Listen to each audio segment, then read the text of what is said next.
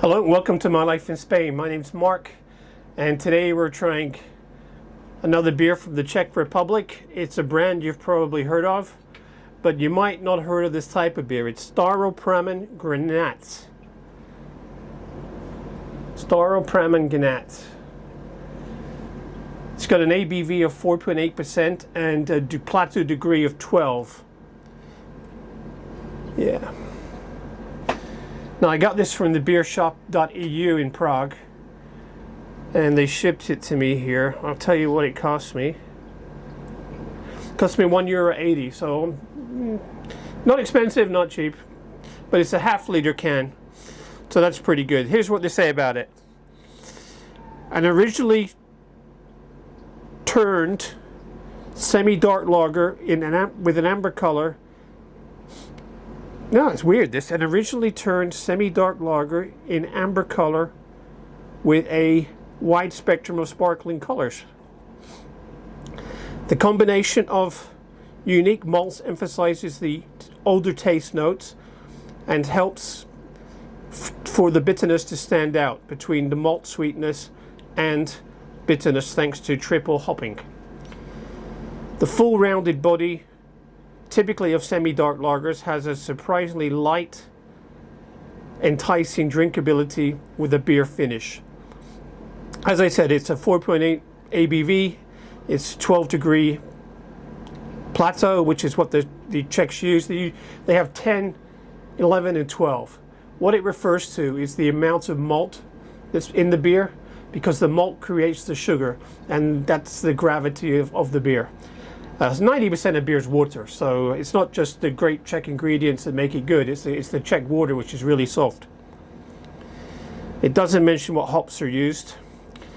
About the brewery, this Smíchovský brewery in Prague was founded in 1869. On May 1st, 1871, the brewer, Petr Quaiser, brewed the first batch of beer in it.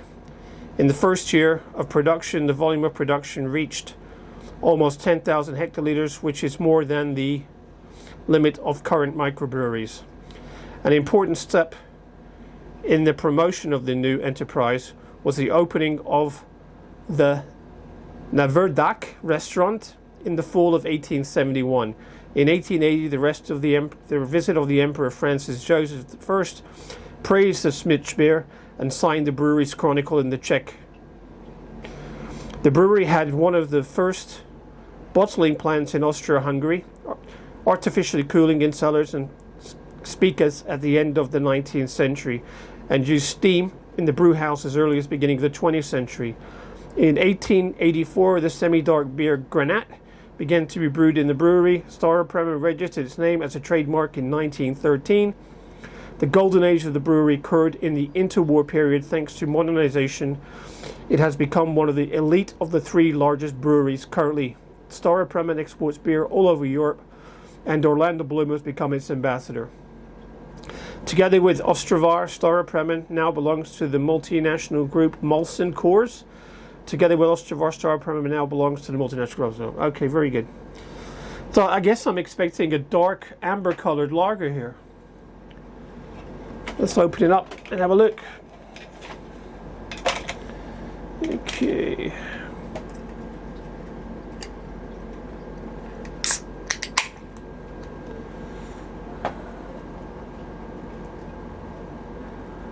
Yeah, it's nice, pouring very nicely. This is typical of a lot of Czech beers, though. They have a huge head on. I'm not great at pouring beer anyway, so I'm going to have to let it sit for a minute or two. But you can see the color. It's a darkish amber color, and the foam is like an off-white head.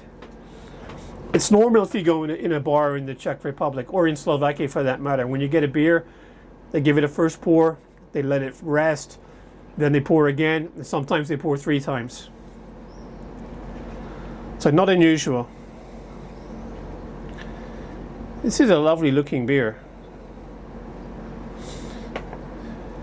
Now I've had the regular Staropramen lager. That's you can get everywhere in Europe. Even here in Spain you can buy it in the supermarket.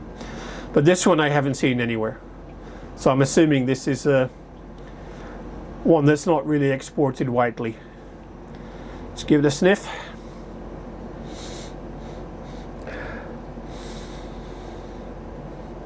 Very malty, a lot of cereal smell. Hoppy as well. I'm expecting a kind of sweet beer with a bitter finish. So cheers.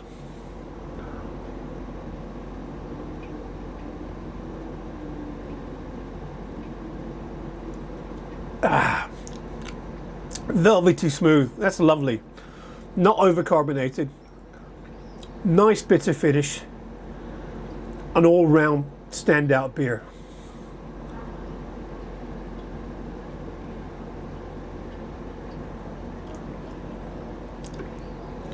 Excellent. If you see this, give it a try. I highly recommend it. It's a lovely beer.